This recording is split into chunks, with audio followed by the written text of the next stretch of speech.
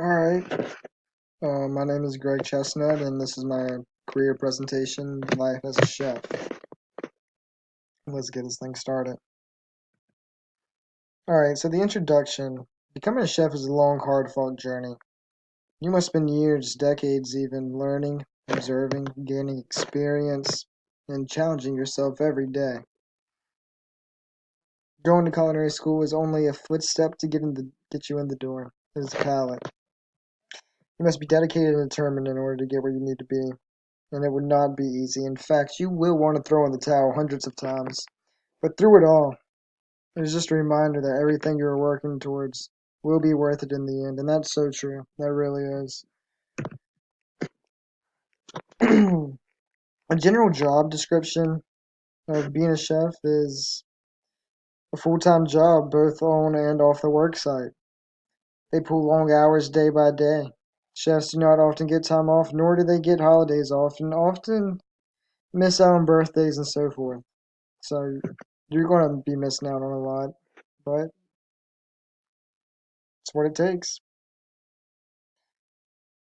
Chefs work in restaurants, hotels, and on a food truck or wherever they can find employment cooking food. Chefs are expected to hire, train, and guide the kitchen staff and lead them. They are in charge of the food and equipment in all aspects, and if something's to go bad, then it falls on them. Chefs also must create recipes and menus and put them together and whatnot, and they must also be prepared and trained for working at a fast pace. Um, it's easier said than done.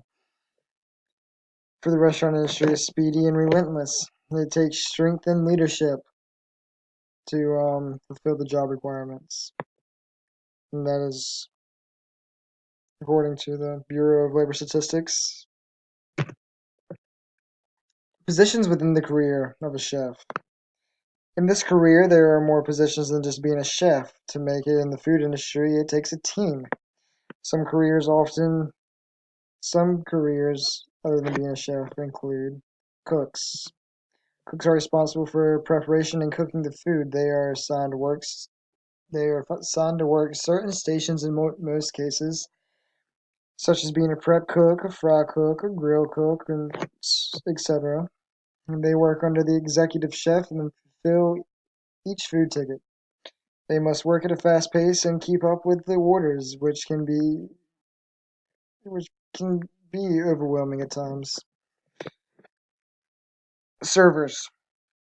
Servers are in charge of serving the customers. They are one of the first and one of the most important impressions of the restaurant. They are expected to take care of the dining guest and to obtain knowledge of what they are serving the guest. They are to be trained in customer service and communication skills in order to please the guest and be able to communicate concisely from the dining room to the kitchen staff, and that is very important. Bartenders bartenders are required to serve alcoholic drinks and bar food to the dining guest and the bar goers. They must satisfy the guest and meet their needs. They are responsible for controlling the situations at the bar, as some may get out of hand. Bartenders are also often considered comedians. I mean, who doesn't like a good bar joke? And then you have your managers, and managers handle the finances of the restaurant and oversee staff. They count the money each night and make sure they make the schedules most of the time. They handle the payroll and customer service in some cases. Managers have a lot of responsibility that the restaurant relies on, and if they don't meet their needs, then the restaurant could go under. So, types of employment being a chef. Being a chef in that career, there are many different types of employment. You can find employment in hotels or corporations, small or large. You could be self-employed on your own business, or you could work for a franchise business. All of them are equally good jobs. I mean, some pay higher than others, but you're in it for the food, not the money. Educational background and work experience. To become a chef, any education above a high school diploma is not mandatory. Um, However, many people go to culinary school to gain knowledge and practice their skills and get them down packed, and that gives you a good starting point. It's easier to get into the doorway having a degree or a certificate, but you can also work your way up the ladder through experience and working in kitchens. If you are a new hire as a chef, of course, at a restaurant, there is typically a 5 year minimum experience required. I mean, in some cases, that's not necessarily true, but most cases you're going to have experience. I mean, I guess it just depends on the quality of the food that the restaurant is serving. If it's a fine dining restaurant, then of course you're going to have some experience. But if it's like a hole in the wall barbecue shack or something like that, then of course not. I mean, um,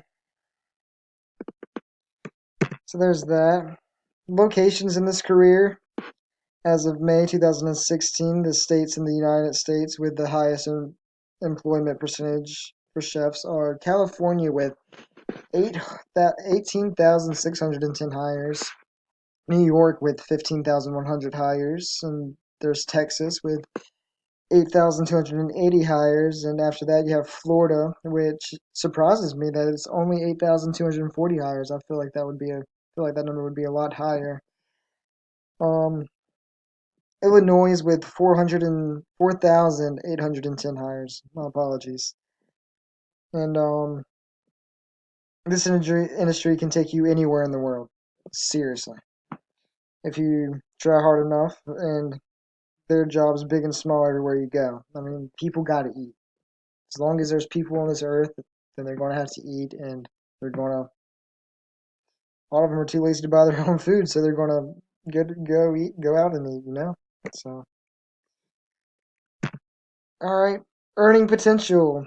According to the Bureau of Labor Statistics, the median annual wage for chefs and head cooks was about $43,180 in May of 2016. Now that is the median. Um, you could make more, and I believe the top 10% in May of 2016 had about 76 made earnings of $76,000, and the lowest percent was like 10,000. I mean, not 10,000, $20,000 as an annual salary. So chefs, as you can see, chefs don't make a whole lot of money. I mean, they make enough to live off of, but it's nothing extraordinary. And personally, I think they should get paid more than what I think they deserve more than what they are getting paid. But that's just my opinion. But at the same time, no, if you're being a chef, you can't be in it for the money because you'll be disappointed. So, region and employer is the biggest factor based on a chef's annual salary. Upscale restaurants and hotels usually are the highest payers, and if you work for an upscale restaurant or a hotel or whatnot, you can. There is good money in that. In some places, if you find the right place, you can make a decent living. And you just gotta find the right spots. Outlook for growth. All right. According to the Bureau of Labor Statistics monthly labor review, in the year of 2012, there was 11,780,100 jobs in the food industry. By the year 2020, there is a projected 12,882,000 jobs in the food industry. That is a change of 1,101,800 jobs. And the numbers they may not look like a huge difference, but a million jobs, that's a huge difference. That really is. And sadly, these new jobs, 9 out of 10 in the food industry will require less than a high school diploma. And You don't, and that goes back to the education. I mean, you don't need to go to college to be a chef. You can work your way up, but it's a stepping stone. And then we get to my conclusion. As you can see, the life of a chef is not an easy career.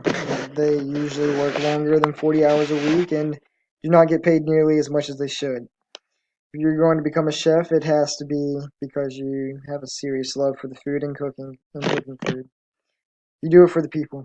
You give it everything all day, all night, every day. And that's pretty much it. So,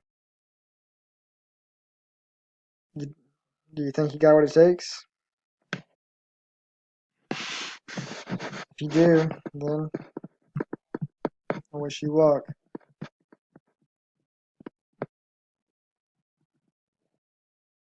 Thank you.